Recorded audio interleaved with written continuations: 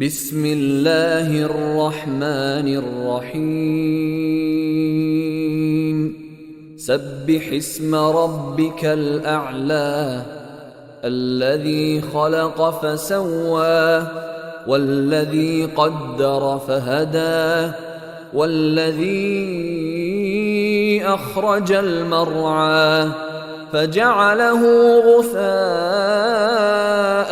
أحوى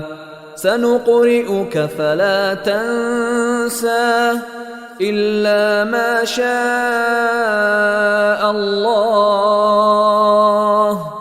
إنه يعلم الجهر وما يخفى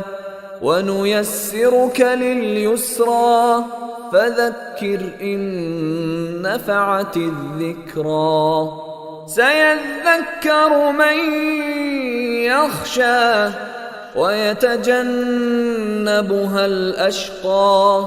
الذي يصلى النار الكبرى ثم لا يموت فيها ولا يحيا قد أفلح من تزكى وذكر اسم ربه فصلى بل تؤثرون الحياة الدنيا والآخرة خير وأبقى